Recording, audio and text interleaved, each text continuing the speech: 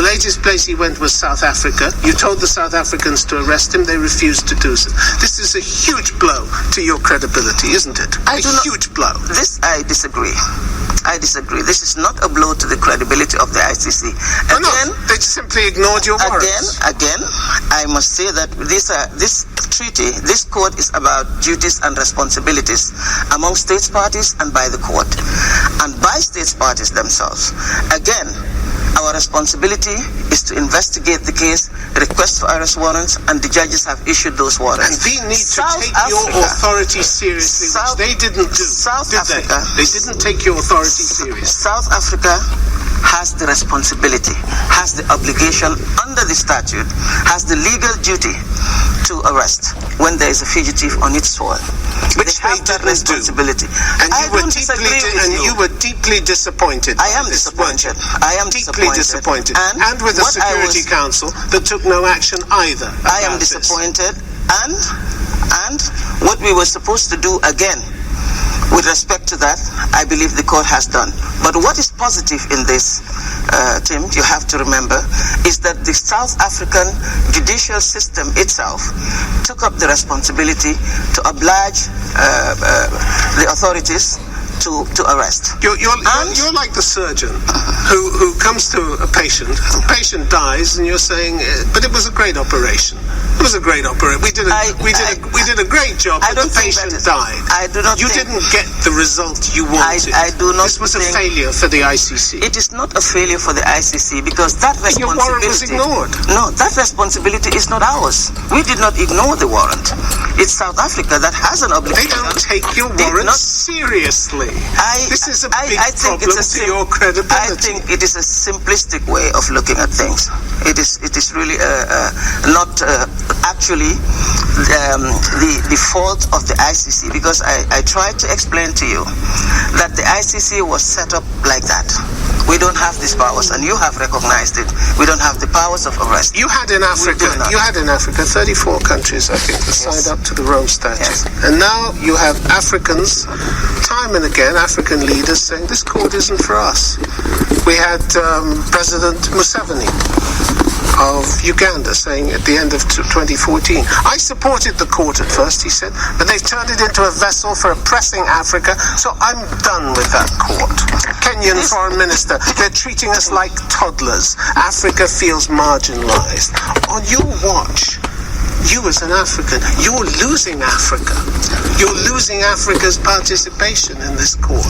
I don't think I am. That's a central blow to the credibility of this court. I do not think that the voices of a few leaders or a few people from Africa should be used to disregard the support that we still have in Africa. We do have support in Africa. As I told you, just recently, we were an individual was arrested by Africans and surrendered to the court. This is the situation in Mali. And before that, we have had other African countries arresting individuals and surrendering them to the court. The recent Article 70 cases in the Bemba situation, we have had about 4 people at least, arrested in different parts of Africa and in Europe, arrested and surrendered to the court. This is just last year. So if we just take those who are criticizing the court unjustifiably, I must say, because their criticism is not backed by the relevant facts and what is actually happening. Well, the own president of the ICC, she says it's a problem for your credibility that you just focused on Africa. Whether that was by design or just the way it happened, but it's a problem for your credibility. She says that. You're president of your ICC. I think it is correct to say that most of our cases, or all of our cases at the moment, are in Africa. But that is not the whole picture, Tim. I know it's not the whole picture, but it's the picture that they are looking at. Yeah, it's the picture they are looking at. And this is why at an African Union summit, where they want to taking steps to set up their own human rights court and justice court, what was the first thing they did? They voted themselves immunity as leaders, immunity from prosecution, which goes against everything that the ICC stands for. You were set up to end impunity, and they are perpetuating it. And you say you still have Africa on board? Yes, They were unanimous. They were unanimous in voting themselves immunity from prosecution. Well, every member of the AU. That is definitely not from the advice of the ICC. No. Because in our statute, and this will continue to be, we don't advise them. We do not advise them.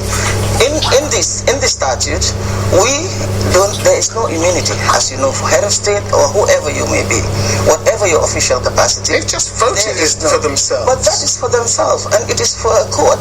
I do not think that. Firstly, I want to say that. You're proud of what they did? Definitely, I'm not proud.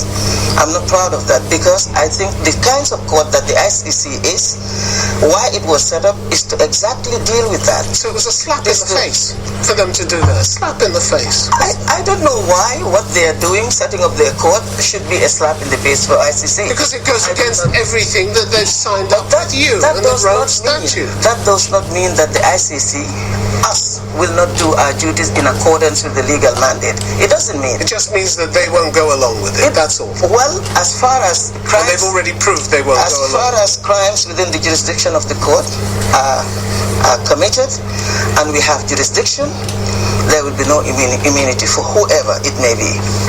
For whoever. This is clear, and this is what we will continue to do. This is our mandate. What others are doing, unfortunately, is not within my legal mandate or that of the court. So, but I also want to say something.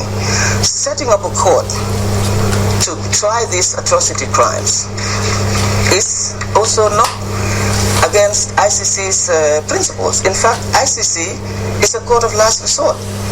We will be encouraged by national jurisdictions taking up their responsibility to investigate and prosecute these crimes, and also trying to set up other courts to deal with these crimes. This is why the ICC was set up, so that when these courts don't function, when we have jurisdiction, the ICC can step in as a court of last resort. All right. Madam Prosecutor, you come from the Gambia. You come from a country with one of the worst human rights records in Africa. You served a dictator with one of the worst human rights records in Africa. In September last year, Human Rights Watch reported that the Gambian population lives in a climate of fear in which government justice and accountability for abuses is utterly beyond reach. Why are you silent about the human rights abuses in your own country? Because it is not my duty or my responsibility, or does not fall within my mandate, particularly as prosecutor of the ICC, to pronounce or to advise, whether favorably or not, any government, including my government, on political issues. And not to say where you see clear abuses of human rights? I have not done it for any other country. I will also not do it for my... You didn't mind wagging your finger at the Security Council and reminding them of their Security Council, we have a relationship in which they referred a situation to us. You didn't mind speaking out over Burundi or Central African Republic? Because when I speak out, and I want this to be very clear, anywhere that I speak out and make a declaratory statement, I am urging people not to commit crimes that fall within the jurisdiction of the ICC. This is my responsibility. I am not the Commissioner for Human Rights. I'm a prosecutor. Yeah, and the Human Rights Watch reported that crimes in Gambia included, by state security forces and militias, arbitrary arrest and detention, torture, enforced disappearance, and unlawful killing. Something which might fall within your remit, reasonably be expected to fall within your remit. What would be so wrong in you warning them against doing that? Because, as I said, what's the worst that could happen to you, Madam As a prosecutor, it is not about myself. It is about my legal mandate. But you have huge independence. You're a prosecutor. Of course I do. You can point the finger. But it's you who are deciding not to say anything about this. I am not going to make pronouncement on political issues that are happening in countries. This is not political. This is abuse. This is violations of human. This is killing and torture. Is it crimes that fall within my jurisdiction? That is the question. These are crimes. But they have to fall within my jurisdiction. It should not be so difficult to understand that I'm a prosecutor. And under the Rome Statute, my crimes are war crimes, genocide, and crimes against humanity. And those crimes, even where they occur, must satisfy the gravity threshold to warrant the intervention of the ICC. And you're famous for saying, Madam Prosecutor, I like to see that the victims know that they have a voice, yes, but not in the Gambia. Not in the Gambia. This is unfair to say. It is unfair to say because, as I told you, I go after crimes that fall within my jurisdiction. Not any crimes. Not all sorts of crimes. They have to be crimes that are within the jurisdiction of the ICC. And murder and torture doesn't fall within your remit. When we look at situations, when we decide to look into any situations where we feel that our crimes have been committed, there are several issues that we look at, including gravity, warranting the intervention of the ICC. I must not raise expectations so much that I am not able to satisfy that. It's not possible. Madam Prosecutor, the helpless, the dispossessed, the abused die when people like you remain silent, don't they? You know this to be true. All around the world, people are dying because important people are staying silent.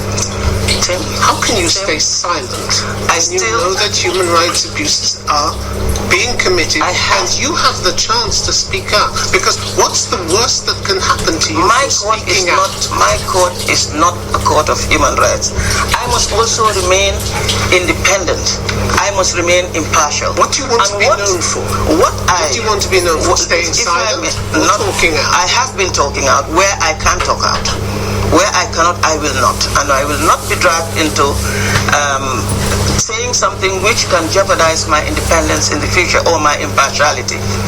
That is why when these crimes happen in a place where I do not have jurisdiction, I will not pronounce anything. I will not. Because it is not my jurisdiction. I do not have the legal mandate to do so.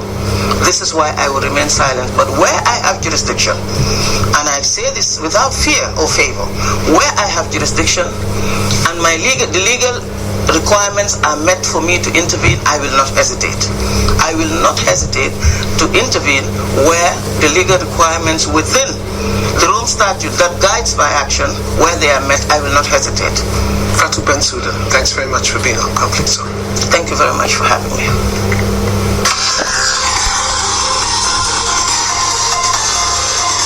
In The Hague, the headquarters of the International Criminal Court. This week, Conflict Zone is in The Hague, the headquarters of the International Criminal Court, the ICC, and my guest is Fatou Bensouda, the chief prosecutor. Despite her Gambian nationality, she's lost the support of many African nations who had first welcomed the court and have now decided that it's biased against them. Is she part of the solution or the problem?